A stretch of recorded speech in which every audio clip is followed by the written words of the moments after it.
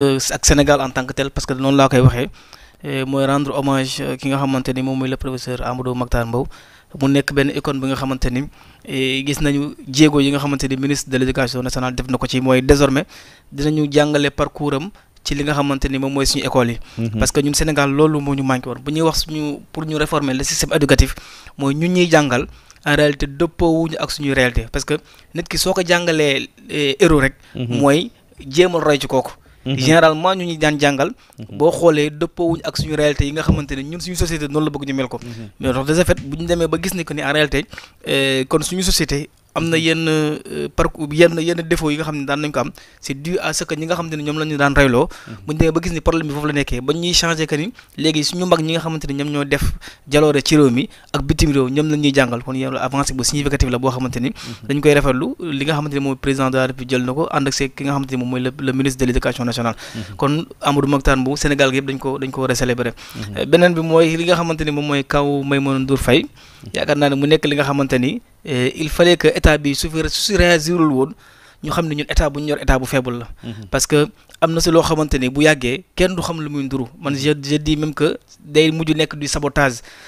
parce que il faut que le statut de journalisme ñu xoolaat ko parce que boo xoolee gis nga quotidien yi nga gis nii yëpp day jaar ministère de l' intérieur tey boo xamante ne dëppoo wala yoon dans les grandes démocraties laa lay wax de journal boo xamante ni da nga wax loo xamante ni waroo ko wax journal bi du paraître mais ñu loolu moo tax ñu Sénégal mu ñuy dem si jéego yooyu loolu moo tax ngay xëy gis journaliste titre lu ko neex te dara du ko si fekk gis nga Sénégal ci dernier rapport yi nga xamante ni def nañ ko mais Sénégal moom moo jiitu ci wàllum démocratie France bi nga xamante ni tey moom la ñu ci wàllum démocratie Sénégal moo ko jiitu kon kay ñun wan nañ que ni dëkk bu am démocratie la te rapport yooyu noonu ay organisation ak ay cabinet yu indépendant ñoo koy def kon boo ñëwee ci kaw Maïmouna Ndour Faye mu interviewé ki nga xamante ni c'est un fugitif koo xam ne dafa daw ñu def ko mandat d'arrêt yoon di ko topp ak lu ñu gàll ci moom yëpp yow nga jël initiative ak responsabilité nga ne yow yaa koy defal interview mais yaa xayti kooku waxuma la sax tëj télé bi mais dañoo gendarmerie def loolu moo ci war a topp garde à vue parce que yow da nga transgresser toutes les règles yi nga xamante ne yoon teg na ko ngir dëgg pour def li nga xam ne loolu la war def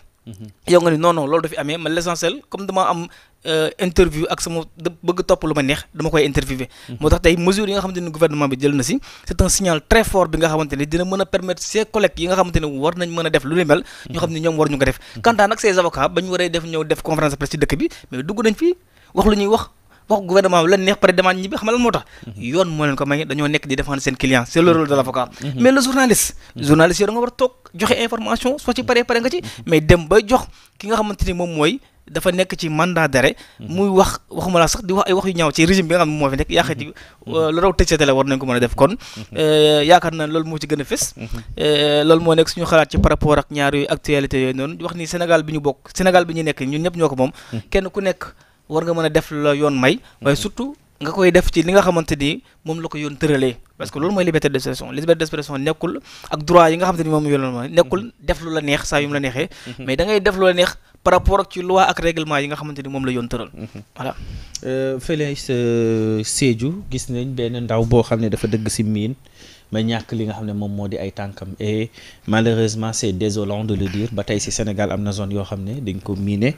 du ñuy wax la nécessité de déminer zone yëpp pour nit ñi mën a dellu ci seen ay villages. effectivement donc loolu lu muy wane rek mooy am na yenn zone yoo xam ne ba léegi suñu armée maîtriser wu ko parce que bu fekkee ni maîtriser nañ zone yooyu kon soxlawul ñu koy miiner le fait que mu nekk ay mine mën a nekk voilà ay malfaiteurs ñoo ko fa def mën a nekk ay rebelles ñoo ko fa def mais day wane que ni daal en quelque sorte zone bu xawante ne amul sécurité la et que nag ñu ngi ñaan suñu force de l'ordre yi nga xamante ni ñoom seen rôle la rawatina les ñi nga xam ne ñoom ñoo nekk ci armée bi ñu jéem a xool naka la ñuy tegee ay jéego mais surtout ay jéego yi nga xamante ni solution bi su ñoom lay jógee parce que gis nga dañoo nekkoon ci benn ay gouvernement yi nga xamante ni en général ñi nga xamante ni ñoom ñoo nekk ci benn corps de métier daaw ñu leen bàyyi xel daaw ñu leen lat la mooy les solutions état bi moom mooy tëral politique am nii laay doxee léegi de ce fait ñoom da leen koy imposer léegi nag dafa jot corps de métier bu nekk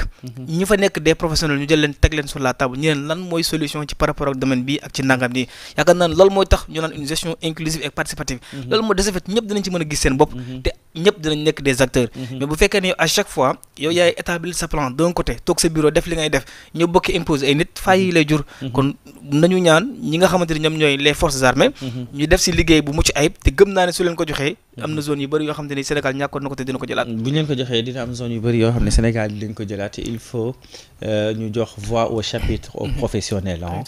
ils ont leur mot à dire et surtout parfois ñuy éviter comme ni nga ko waxee que derrière 4 murs benn bureau wala benn séminaire décider à la place des autres parce que li ñuy faral di wax naan les reportages c'est le terrain qui détermine qualité reportage wala reportage yi nga war a def tu peux beau dire que boo xoolee si assises yu ñu daan def ci par rapport ak problème de Casamance c'est très rare nga gis ay hommes de tenue ñu toog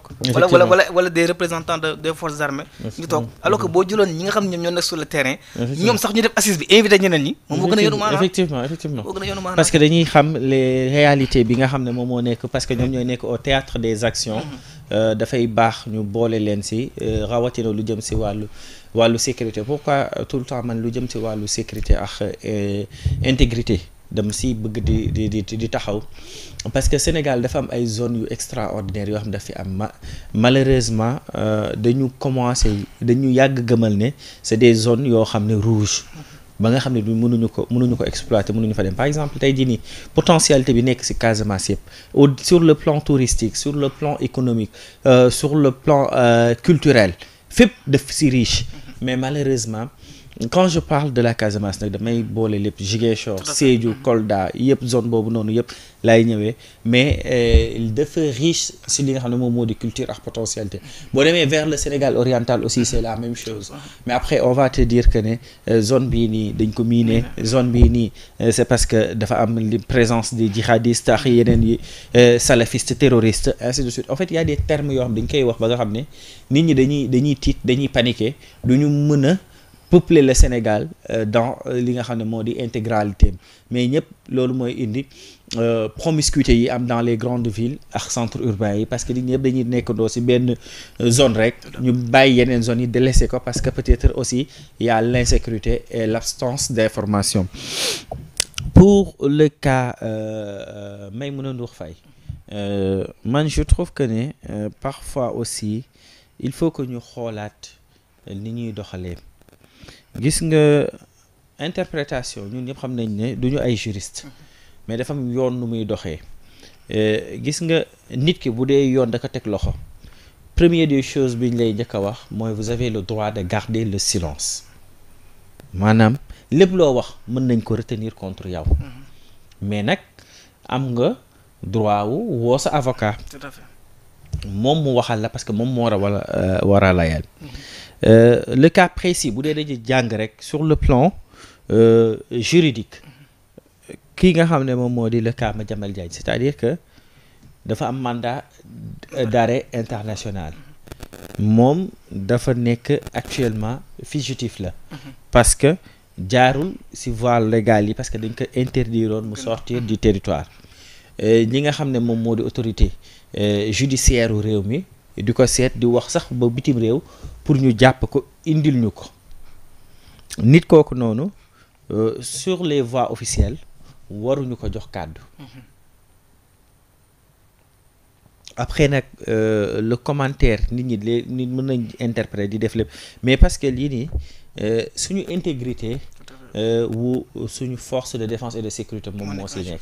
parce que si ça passe imagine-toi une prochaine fois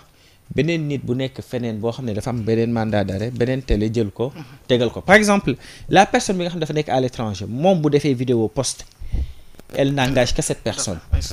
moom Madiambal Diagne en tant que journaliste mën na def interview boo xam ne moom mooy def déclaration ba vidéo yëfam poste ko dans ses réseaux mais loolu moom la engagé mais télé yi dafa am loo xam ne moo leen tënk agence de régulation ñi ngi fi am na ministère de la communication mi ngi fi de l'information lu bëri daf lay tënk ba nga xam ne loolu mooy tax tey télé du lu nekk moo fa war a mën a jàll et loolu tënk nit ki loolu mooy tere ñi nga xam ne ñoo di professionnels des médias ñu entrer en contact wala ñu jël ci ay émissions ci ñenn ñu mel nii maintenant man damay mettre yëf yi peut-être parce que il faut être aussi de bonne foi. dama koy mettre si doowu nan laa ko mën a waxee sax que ne je sais pas, je vais pas dire l'inconscience, mais je vais dire l'absence d'information. Peut-être xamul man loolu damay naan peut-être xamul moo tax lii am. léegi nag vu qu'elle est notifiée peut-être dinañ ko rappeler li nga xam ne moom moo di norme yi li nga xam ne moom mu lay demee après ñu passer si autre chose, mais il faut que ñu taxaw si lenn te dafa am solo loo wax que ñun média dañu war a xam lan mooy suñu rôle. Exactement. gis nga vous allez dire que même dans les grandes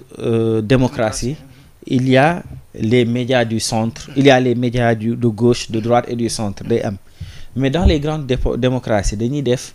la part des choses. ñun malheureusement fii nous sommes trop émotionnels, du ñuy def la part des choses te léeg-léeg da ngay gis ay médias yoo xam ne à la limite tu peux être quand même partisan, mais au moins que tu sois courtois. mais bu ñu demee ba li nga xam ne moom moo di suñu ay yenn intégrité yi yenn yi ñu koy laal ça pose vraiment problème. pour nag hommage bi nga xam ne rendre nañ ko professeur Amadou Mahtar Mbow, hommage bu mu mérité la. on se rappelle que ne moom moo jiite woon assises yi nga xam ne defoon nañ ko fi ngir trouver consensus ak li nga xam ne moom moo di paix nationale, union nationale. tey jii nii mu nekk intellectuel, nekk une personne boo xam ne bu saajoon léegi tey jii nii bu ñu demee ba li nga xam ne moom moo di ay jàngaleem ñu jël ko war ko dugalaat intégrer ko ci li nga xam ne moom moo di l'école sénégalaise, je me dis que c'est une chose à saluer, à publicité. Ousmane, sociologie nga def da ngay jàng la société africaine et la société sénégalaise di xool. ñun suñu curricula malheureusement suñu jàng benn instant, c'est-à-dire que nous ne sommes pas indépendants sur le plan de l'éducation, parce que système colonial bi lu mu fi bàyyi woon ba tey moom lañ fi kii. on va boo demee ci programme yi lan lañ lay jàngal, révolution industrielle lañ lay jàngal, Chine lañ lay jàngal, Allemagne lañ lay jàngal, France lañ lay jàngal, civilisation musulmane sax toq lañ la ciy jox, guerre froide lañ lay jàngal, première guerre mondiale, deuxième guerre mondiale, c'est-à-dire c'est ça moom mooy programme bi. on va pas dire que c'est pas important, parce que xam histoire baax na, mais est-ce que jar nañu def ci temps biñ ci def. man je me posais la question ba may def terminale,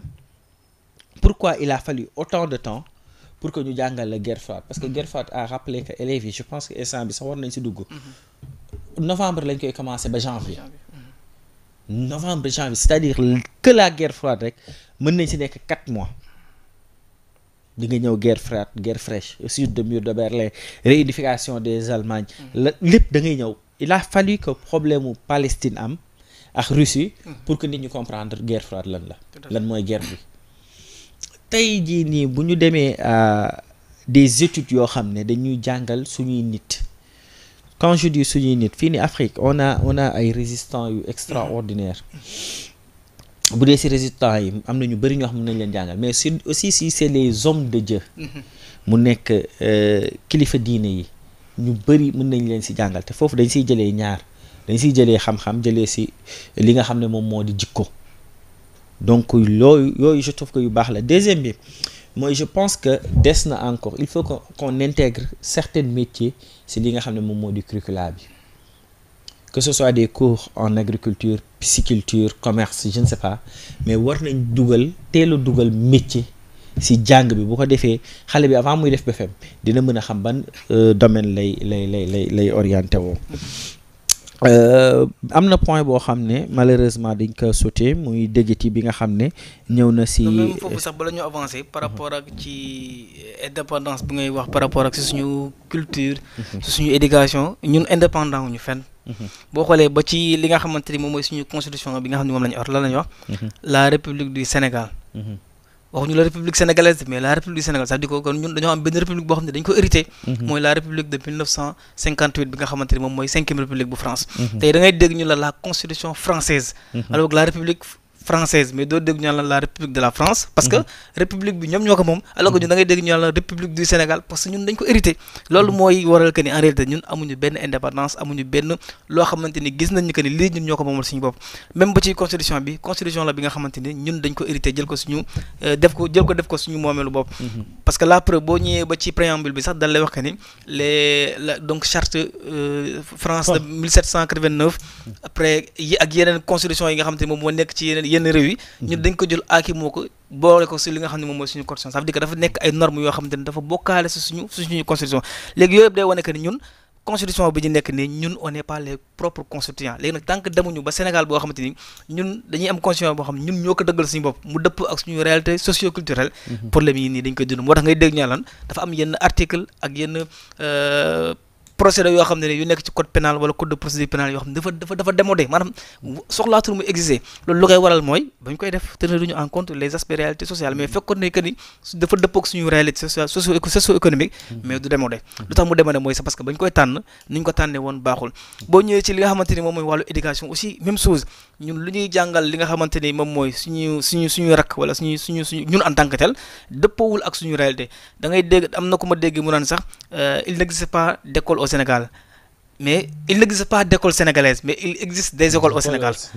maanaam bu ñuy wax école sénégalaise mooy école bi nga xamante ne day jàngale réalité sénégalaise réalité yi nga xamante ni sénégalais yi moom la ñuy dund seeni héros seeni leader seeni chef et cetera mais il existe des écoles au Sénégal mooy day wane que ni ñun en réalité li nga xamante ni moom la tubaab bi di jàngal seeni doom yi loolu lañ jël xool li nga xamante ni moom lañ ciy xaw a ñoŋal tuuti rek boole ko di ko jàngal suñu doom yi moo tax da ngay gis booy boo xam ne day jàng ba nu muy demee mës wala nu muy amee nekk docteur nga lay ko loo mën muy toog di xalaat defuñu spécialisation suñu bopp jàngaluñu métier parce que xam nga tu sais pourquoi parce que l'administration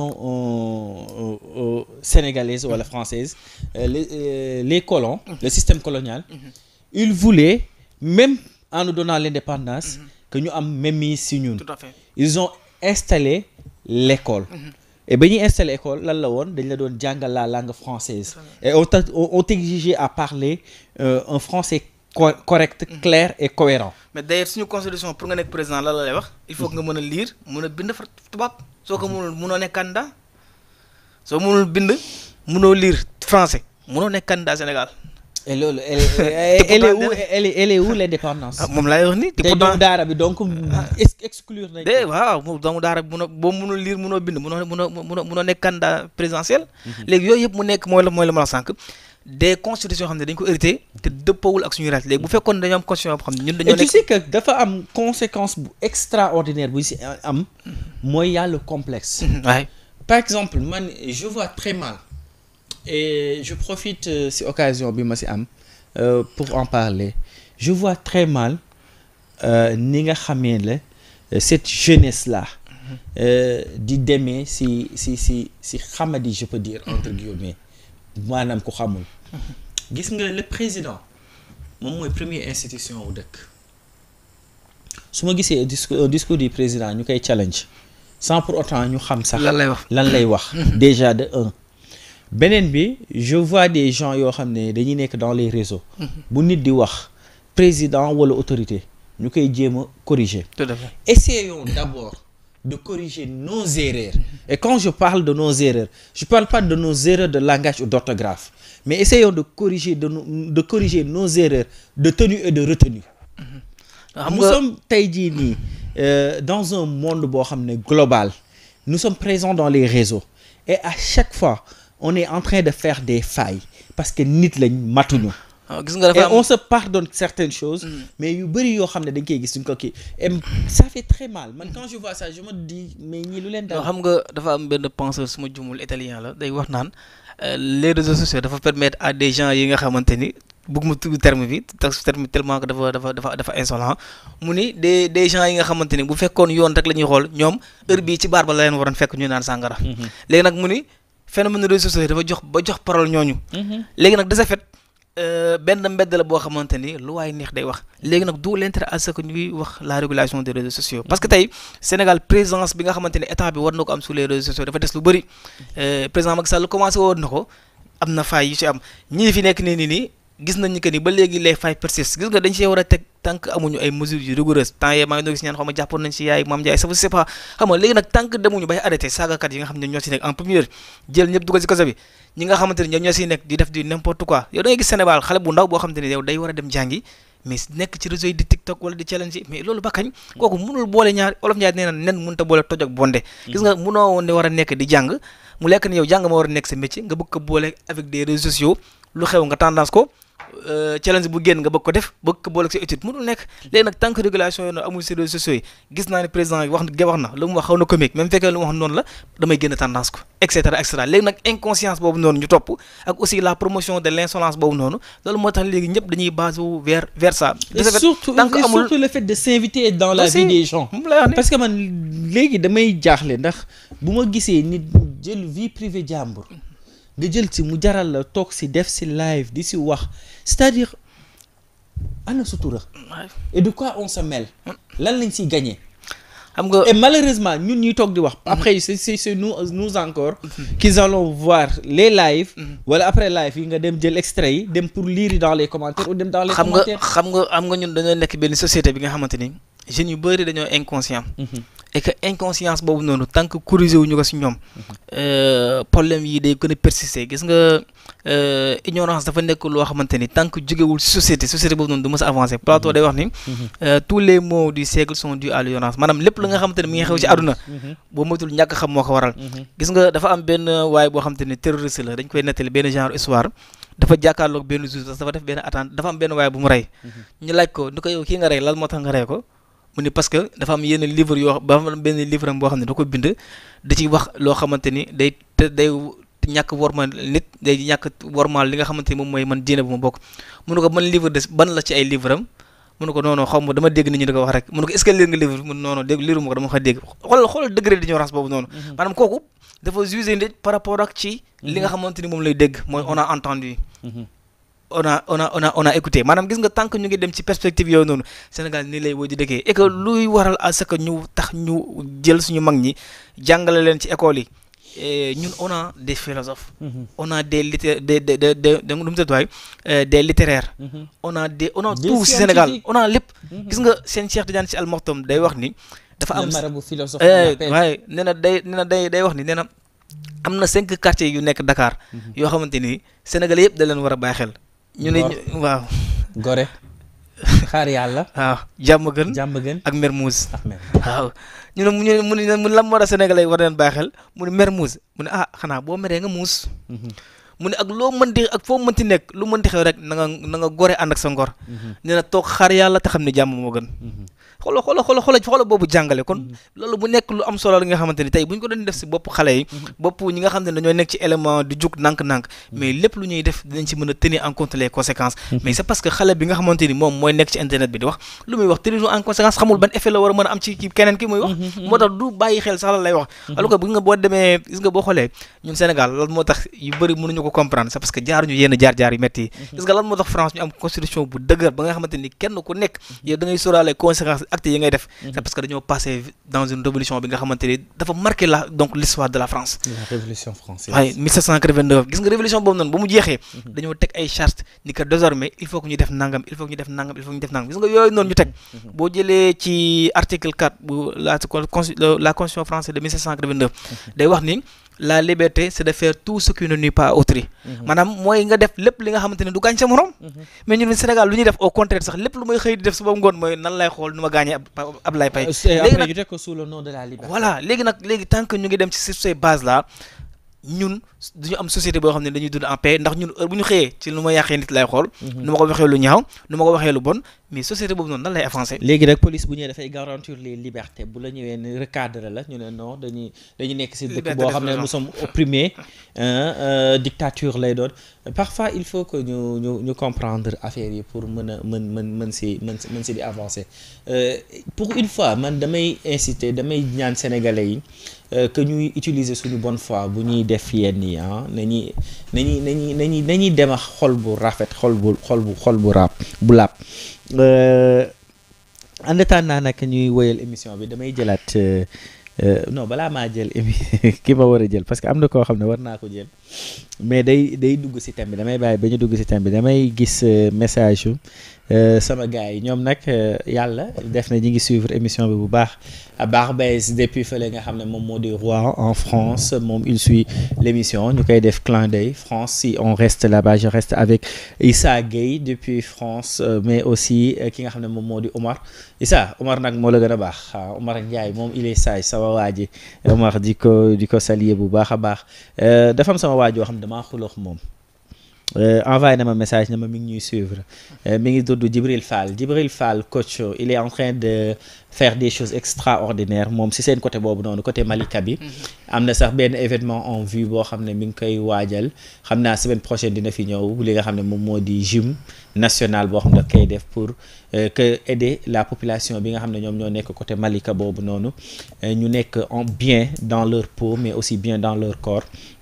Jibi maa ngi lay ziar bu baax a baax di nuyu soxna si bu baax sama mbokk lébu gi bi nga xam ne yàq na ma lu ne mais baal naa ko ne ko je suis vraiment de bonne foi baal naa ko maa ngi lay remercier bu baax Jibi ki nga xam ne nag moom moo di Issa Ndiaye sama waa ji kooku moom ndeysaan ça fait ay at maax moom ñu waroon ànd dem tukki mais chaque jour daf may nax baal naa ko garaawul Issa maa ngi koy ziar bu baax a baax Alioune Badra Kébé Pro sama waa ji moom aussi nit ku extraordinaire mi ngi fële nga xam ne moom moo di Libéria di représenter le Sénégal dignement en dehors du pays di ko saluer di saluer encore ki nga xam ne moom moo di l'influenceur positif kooku moom mooy Khalifa Tine sama waa ji vraiment une personne boo xam ne li ma leen di wax rek à suivre aller dans les réseaux ngeen xool Khalifa Tine mu ngi sur TikTok mi ngi sur